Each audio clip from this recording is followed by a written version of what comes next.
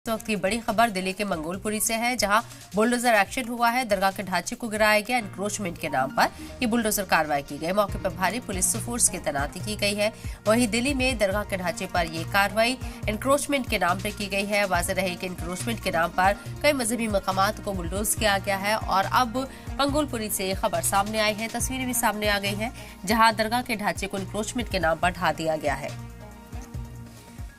ये पूरा वाकया दिल्ली के मंगोलपुरी से सामने आया है। वाज़ेह रहे कि दिल्ली में बुलडोजर ड्राइव चलाई जा रही है और ये वाज़ेह किया गया है कि जो भी इंक्रोचमेंट होगा उसे साफ किया जाएगा, चाहे वो मजहबी मकामात हो या फिर दूसरे मकाम हो, और इसी के तहत इस कार्रवाई को भी अंजाम दिया गया है। दिल्ली में दरगाह के ढांचे पर बुलडोजर कार्रवाई सवाल खड़े कर रही है कि वाकई में ये जो दरगाह थी इंक्रोचमेंट करके बनाई गई थी, इसके पीछे कुछ और हकीकत है। हालांकि इंतजामिया ने इसे इंक्रोचमेंट करार दिया और ये बड़ी कार्रवाई की।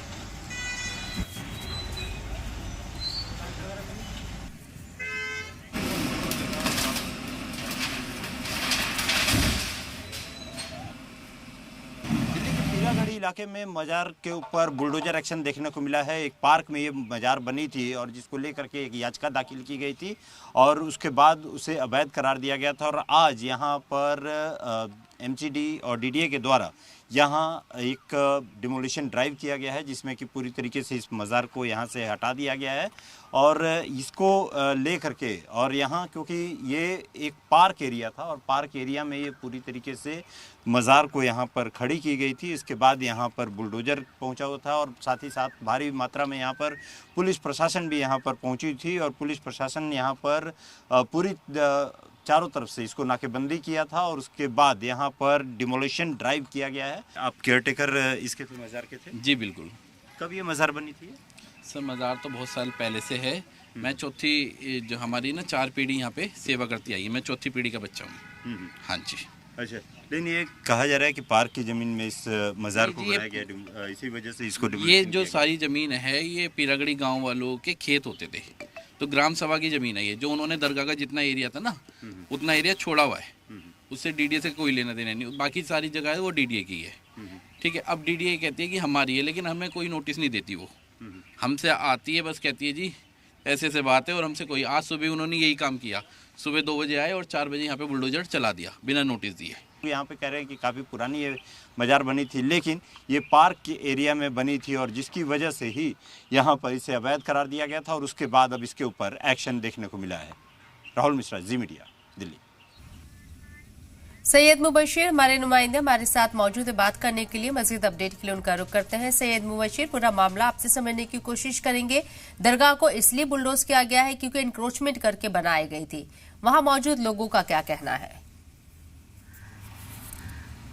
अब बिल्कुल देखिए शबनम, ये कोई पहला मामला नहीं जब इस तरीके से मज़ार या दरगाहों पर बुलडोजर की कार्रवाई देखने को मिली है। इससे पहले भी कई मज़ारों पर, दरगाहों पर, खानकाहों पर और दूसरी तरफ मस्जिदों पर बुलडोजर की कार्रवाई देखने को मिली। ताज़ा मामला जिस तरीके से मस्जिद फैज़ इलाही का था, दरगाह फैज़ इलाही का था, वहाँ पर था, लेकिन इन सब का पैटर्न एक है। इसमें भी जो शिकायत करता है वो प्रीत सोई है, जिससे लगातार दिल्ली के अलग अलग इलाकों में मज़ारों पर और पुरानी इमारतों पर इस तरीके से कब्जे का आरोप लगाकर कोर्ट गया और कोर्ट के बाद से एमसीडी हो या डीडीए हो, लगातार बुलडोजर की कार्रवाई देखने को मिल रही है। इस मामले में भी साफ है कि 2024 में शिकायत दर्ज की गई थी, जिसको रिलीजियस कमेटी में भेजा गया था और रिलीजियस कमेटी ने इसको अवैध घोषित करते हुए जो है बुलडोजर की कार्रवाई करने के लिए अप्रूव कर दिया गया था। लेकिन अब यहाँ दूसरी तरह हमें समझना पड़ेगा कि रिलीजियस कमेटी कोई अप्रूव ऐसी अथॉरिटी नहीं है जो ऑर्डर पास कर सके जिससे ये कहा जा सके कि ये अवैध है या नहीं है। उस रिलीजियस कमेटी का काम ये होता है कि आप वहाँ के एडमिनिस्ट्रेशन को, आप जिस पार्टी को आप कह रहे हैं, चाहे वो एलएनडीओ हो, डीडीए हो या एमसीडी हो, उसको, दरगाह कमेटी के लोगों को और वक्फ बोर्ड को, इन सबको बुला के आते हैं। सब अपना अपना पक्ष रखते हैं, लेकिन मैक्सिमम हमें रिलीजियस कमेटी के जो ऑर्डर्स आए हैं उनमें देखने को मिला है कि उसमें ज़्यादातर चाहे वक्फ की बात हो, चाहे वो मस्जिद कमेटी की बात हो, उनको ना तो कोई नोटिस दिया गया, ना ही उनसे कोई बातचीत की गई। सिर्फ एक शिकायत के बेस पर इस तरीके की कार्रवाई की गई। तो ये कोई पहला मामला नहीं है दिल्ली में जो मंगोलपुरी मज़ार को हटाया गया। हालांकि जो स्थानीय लोग हैं उनका कहना है कि मज़ार बहुत पहले से बनी हुई थी, ना ही कोई नोटिस दे गया। रात के 2 बजे आते हैं और सुबह 4 बजे बुलडोजर की कार्रवाई शुरू होती है और उसके बाद से लगातार बुलडोजर चलने लगता है। आसपास का जो इलाका है वो डीडीए का ज़रूर है, लेकिन जो इलाके में जिस जगह पर, जिस ज़मीन पर मज़ार थी, उसको अवैध नहीं मानते हैं स्थानीय लोग अभी तक। जी बहुत बहुत शुक्रिया सैयद मुबशिर आपका तमाम जानकारी हम तक पहुँचाने के लिए।